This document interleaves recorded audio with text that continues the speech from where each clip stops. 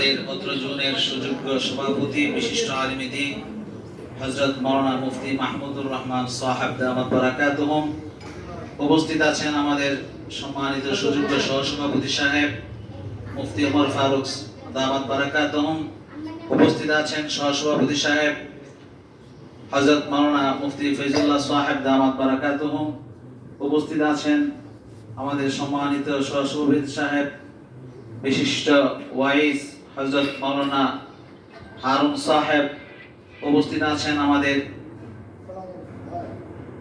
সহসভাপতি হযরত মাওলানা মুফতি শামসুল আলম রশিদি সাহেব, উপস্থিত আছেন সহকারী সাংগঠনিক সম্পাদক বিশিষ্ট ওয়াইজ হযরত মাওলানা মুফতি মিজানুর রহমান জামালপুরি সাহেব, উপস্থিত আছেন সহকারী সাংগঠনিক সম্পাদক বিশিষ্ট ওয়াইজ হযরত মাওলানা মুফতি আমিনুল ইসলাম সাহেব, উপস্থিত আছেন আমাদের প্রচার সম্পাদক হযরত মাওলানা মুফতি মাসিউর রহমান সাহেব, হযরত মাওলানা ইসমাইল, উপস্থিত আছেন আমাদের নির্বাহী সদস্য হযরত মাওলানা সুলাইমান সাহেব সহ আমাদের অত্র এলাকার দেশের বিশিষ্ট উলামায়ে কেরাম এবং ছাত্র ভাইরা। সময় অত্যন্ত সংক্ষিপ্ত, সেজন্য এখানে আমরা চাচ্ছি প্রত্যেকেই যারা দায়িত্বশীল আমরা 1 মিনিট করে এখানে অন্তত আমাদের মনের অভিব্যক্তিটা আমরা ব্যক্ত করব। আমি সংক্ষিপ্ত বিশেষ করেছি। আমরা জানি রমজান মাস কুরআন নাজিলের মাস।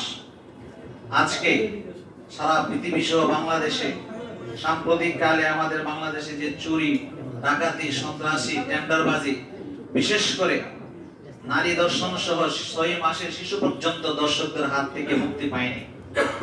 এই সমাজকে পরিবর্তন করতে হলে এই যে বৈষম্যহীন সমাজ, এই সমাজের পরিবর্তনের একমাত্র তাবিজ বা মূল মন্ত্র হচ্ছে কোরআন নাজিলের মাসে যে কোরআন নাজিল হয়েছে সে কোরআনের সংবিধান।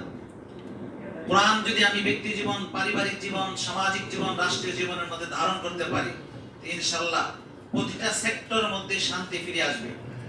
কোরআন হচ্ছে একটা মানুষের উন্নতি এবং অবনতির একমাত্র চাবিকাঠি। হযরত ওমর রাদিয়াল্লাহু তাআলা আনহু থেকে হাদিস বর্ণিত মুসলিম শরীফের, ইন্নাল্লাহা ইয়ারফাউ বিহাদাল কিতাব আকওয়ামান ওয়া ইয়াদাউ বিহি আখারিন।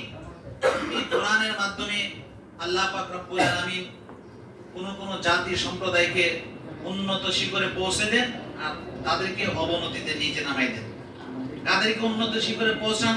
যারা কোরআনকে ধারণ করেছে, কোরআন ইতিবাচক কাজগুলোকে পালন করেছে, ইতিবাচক কাজগুলোকে বাস্তবায়ন করেছে। সেজন্য আজকে মোহাম্মদপুর জোন হেফাজতে ইসলামের পক্ষ থেকে আমি সকল গোদার আহ্বান রাখবো, কোরআন নাজিলের মাসে আমরা কোরআনকে সহিহ শুদ্ধভাবে তেলাওয়াত শিখব, কোরআনের অর্থ শিখব এবং এই কোরআনকে বাস্তবায়ন করার জন্য আপ্রাণ চেষ্টা করব। একটা হাদিস বলে আমি শেষ করছি। আনাস বিন মালিক রাদিয়াল্লাহু তাআলা আনহু থেকে হাদিস বর্ণিত যে আমরা তো মনে করি কোরআন শিখেছি আর দ্বিতীয়বার পড়াকেও আমরা প্রয়োজন মনে করি না। রাসূল বলেন, মান কারাআল কুরআন, যিনি কোরআন পড়েছেন, ওয়া আল্লাকা মাসহাফাহু, কোরআন পড়ে কোরআনকে সুন্দরভাবে গিলাপে ঢুকিয়ে কোন জায়গায় রেখে দিয়েছে, ওয়ালাম ইয়াতাআহাদহু ওয়ালাম ইয়ানজুর ফীহি, দ্বিতীয়বার তেলাওয়াত করে নাই, কোরআনের বিধিবিধানের প্রতি লক্ষ্য করে নাই, যা ইয়াউমাল কিয়ামা মুতাআল্লিকাম বি, হাসরের মাঠে যখন সে যাবে তার গলায় কোরআন ঝুলন্ত থাকবে, কোরআন পাঠকের গলায় কোরআন ঝুলন্ত থাকবে। ইয়াকুলু ইয়া রাব্বাল আলামিন, কোরআন বলবে, ইন্না আবদাকা হাযা ইত্তাখাযানি মাহজুরা, হে আল্লাহ তোমার এই বান্দা যার গলায় আমি ঝুলন্ত, সে আমাকে প্রলাপ সাব্যস্ত করেছে। মাতরুকা মানে মাহজুরা মানে মাতরুকা, ছেড়ে দিয়েছে, আমাকে পড়েছিল, দ্বিতীয়বার পড়ে নাই, তেলাওয়াত করে নাই, বিধিবিধান পালন করে নাই, বাস্তবায়ন করে নাই। ফাকজি বাইনি ওয়া বাইনি, আমার মাঝে এবং তোমার এই বান্দার মাঝে তুমি ফয়সালা দাও। তো কোরআন যখন আমার আপনার বিরুদ্ধে নালিশ দিবে, ফয়সালা কি আসবে? জাহান্নাম ছাড়া আমাদের গতি নেই। সেজন্য আজকের হেফাজতে ইসলাম মোহাম্মদপুর জোনের পক্ষ থেকে সকলকেই কোরআনের প্রতি দৃষ্টি নিবন্ধন করার জন্য আমি উদাত্ত আহ্বান জানাবো। এই পর্যায়ে সকলেই আমরা